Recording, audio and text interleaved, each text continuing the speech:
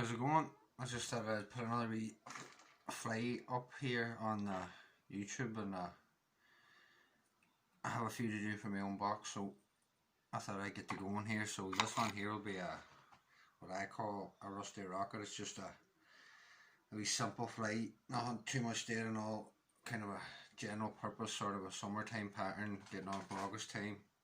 They like a bit of orange, and this is basically an all rusty orange coloured salmon fly. So 70 denier UTC is the thread I'm using. The hook is a size 10 Osprey Magni double, but you can use many other different types of doubles. This is just the one I have on.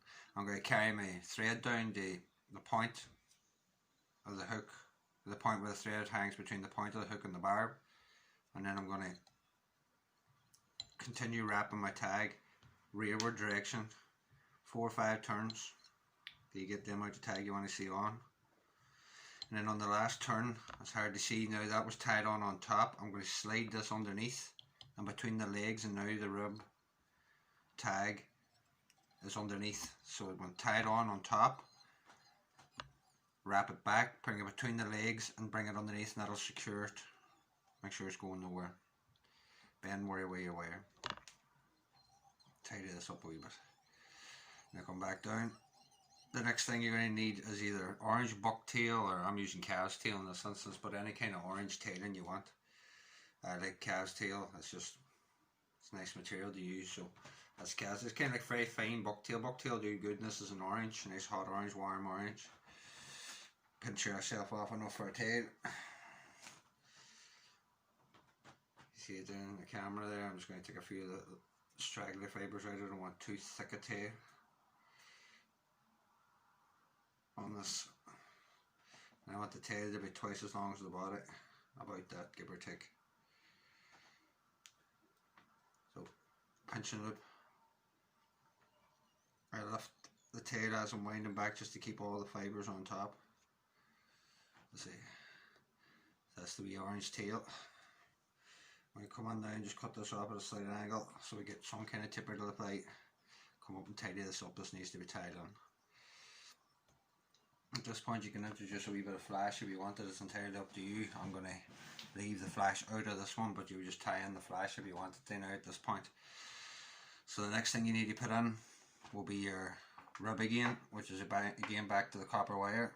A wee piece of copper wire, take it out from your spool, catch it in underneath.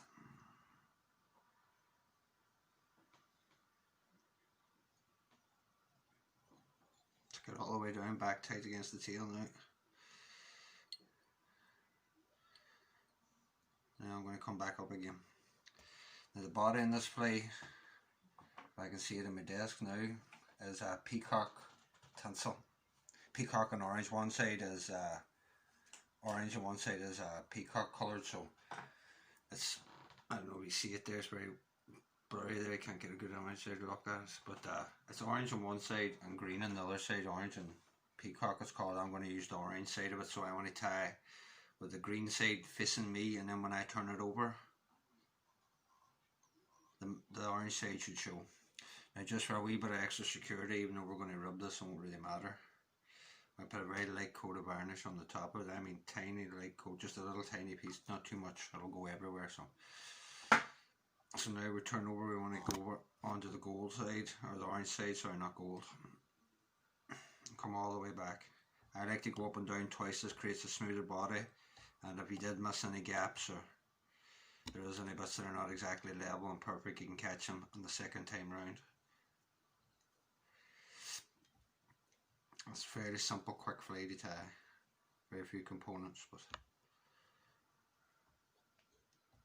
it's a good colour in general. In the summertime, August time, late summer, orange is always a good colour. Orange, yellow, orange, red.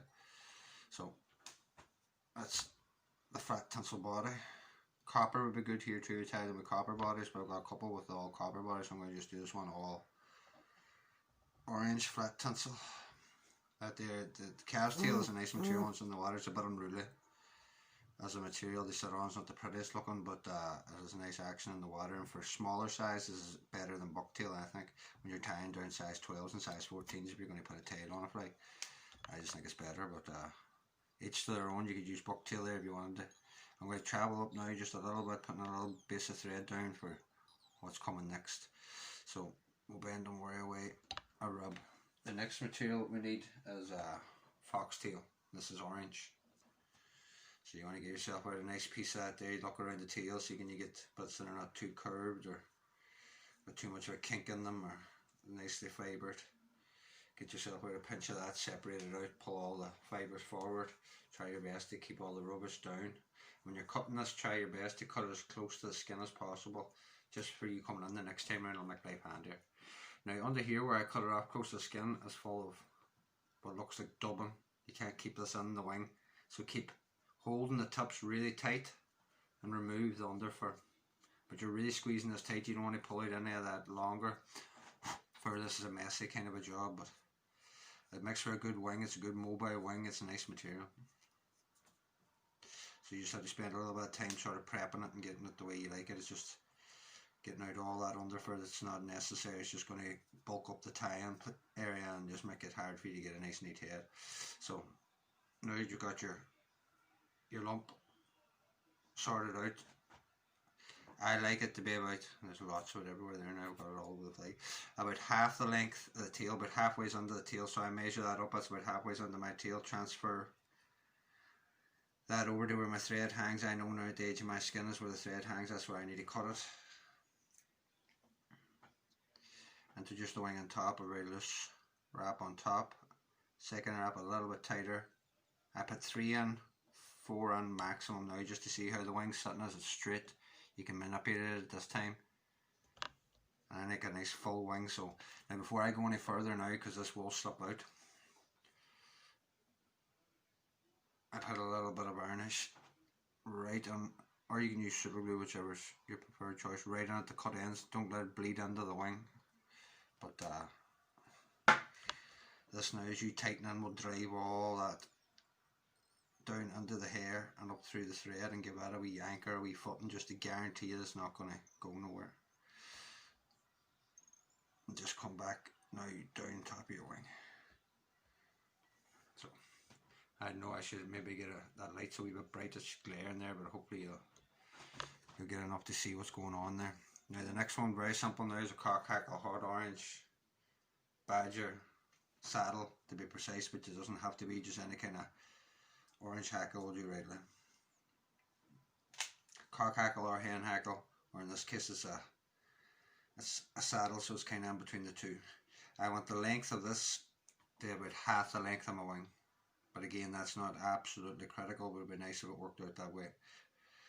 Get as close as you can to it. It's not uber critical, but if you can try and keep your consistency the same, so if you come across a pattern and shape that works well, you can repeat it. It's always nice to try and have some kind of standard and consistency to work towards. So I'm just going to tie that on, make sure it's well tied on. Tidy up as I go here, because my bench is an absolute mess. I'll get my hackle pliers so you can see what I'm doing. But I prefer to use my hands, so this mightn't go as good. I'll have to revert back to my hands. Now take the stem to 12 o'clock, preen back all the fibres, and just get that first turn, if you can, with all the fibres turning back makes a big difference. If the first turn goes good enough, the rest of the fibres should follow if you get a good first turn. Doesn't always work out that way, and just take your time pushing the fibres out of your way as you go. There's not a race to get it done now at this stage. Now you put enough time into the fly tying at the last, but just get it. And rush it would be a bad idea. Any fibres that are trapped like that there, just take your time to come back out of the way. I keep hitting the camera stand there. I should adjust my setup for the next time, but we'll persevere for now. Keep stroking it all back. I'm going to take this hackle back off, I think, and redo it again, but before I do that I'm going to go right to the end of the hackle and train back any of the rest of the ones that are going forward, just because I don't like the way it's sitting there. But this will train all the hackle to sit back out of the way and make it easier the second time round. So I'm going to just go back now, and any fibres that are folded pointing forward, I'll get them easier the second time round. Sometimes you just get a feather like that, that's the one or two of the fibres just won't sit. So Second time around it should just whiz on now. All fibre should be back out of the way, shouldn't be no manipulating needed. As you can see, this is going on now with very little stroking and going back and forth and having to mess around. It just goes on. Sometimes you get that and it's worth just going back a turn and redoing the fibre instead of trying to mess around and get the fibre to behave afterwards.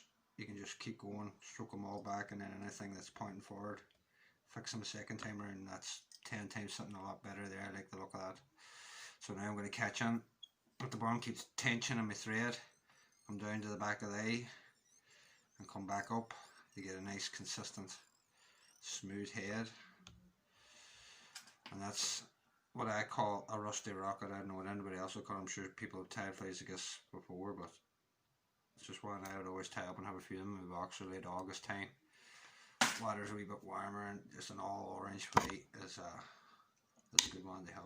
I'm going to have to adjust my setup here. I keep hitting the camera stand, but we'll see what the lighting's like with this one. I'm trying my best to make them as best as possible, but I know nothing about filming or anything like that. I'm trying to take the best tips from the suggestions put in the comments. So thanks to everybody who's been giving me a hand and trying to make these things a wee bit more bearable for you, and I'll try and do more, but the quality wasn't the best and I was a wee bit disheartened with the quality of them, and hopefully this will help. So thanks to anybody who left a comment, a suggestion how I could make this better. So a few coats of varnish, and that would be.